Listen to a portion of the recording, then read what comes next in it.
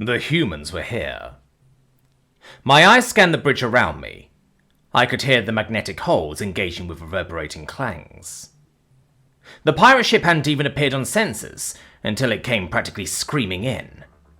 The automated evasive maneuvers meant to avoid rocks and ice hadn't been nearly responsive enough to deal with a vessel under active thrust so close.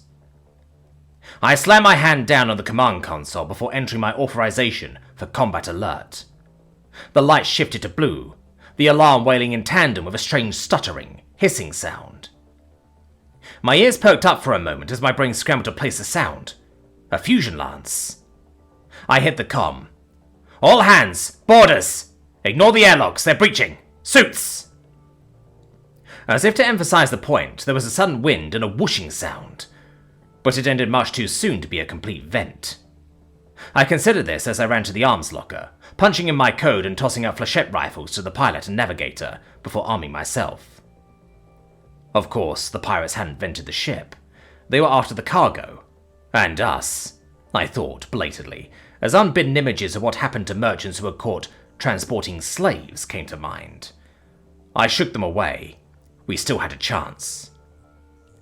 I moved to the bridge's door and peered into the hallway.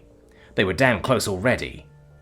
My eyes burned with the sheer brilliance of the lance cutting through the hull, the arc of energy sending molten slag scattering across the corridor. They were almost through. Firing positions! We can't let them spread out! We took up positions to the sides of the doorway. At this distance we had a chance. Just spraying into their entry point once they finished would be enough to keep them pinned. Then the smoke started pouring in. I thought it was perhaps a damaged conduit at first, but it filled the corridor as if under extreme pressure, backlit softly by the still working lance, until that finally cut off with a shearing bang as the section of hull fell away. Fire! Bile rose in my throat as I sprayed flechettes into the billowing clouds of smoke. It had suddenly become difficult to breathe. My throat constricted, my lungs ached and my eyes burned. A chemical weapon! I panicked, trying to feel for the controls. I had to seal it. Then it became a moot point. A shape moving in the smoke, blurred by my tears. I managed to burst, point blank, but it didn't even pause. Hands grabbed me, far too big for a human, and then I was slammed down into the deck. There was a moment of pain, then nothing, as unconsciousness took me. Sensation slowly came before full consciousness. I was alive, that was the first realization. And I was walking? No, being dragged. Then I was unceremoniously tossed against the wall next to my crew. With some effort, I managed to huddle up against it before I took in the full view of our attackers. Powered armor. These insane criminals had gotten their hands on powered armor.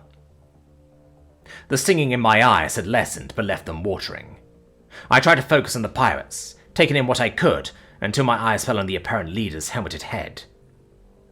Daniels, all teams report clear? Aye, Lieutenant. Last holdouts were trying to overload the engines, but the CS seemed to have done its job long enough. Lieutenant? My brow furrowed. Then my eyes returned to wander across my captors as much as I could. All in powered armor. All sporting the same iconography. These weren't pirates. This is an outrage! This is an act of war! As captain of this vessel, A rifle snapped up, catching my outrage in my throat as I stared down the bore. After a brief pause, an amplified chuckle rumbled around the room, as the leader inclined his head to stare down at me through a narrow visor. Afraid not, compadre. He grabbed my uniform shirt and pulled me up to eye level with his hulking form. This was all just a bit of piracy as far as your government will know, and you know what pirates do to people like you. It wasn't a threat, it was a statement, flat and emotionless.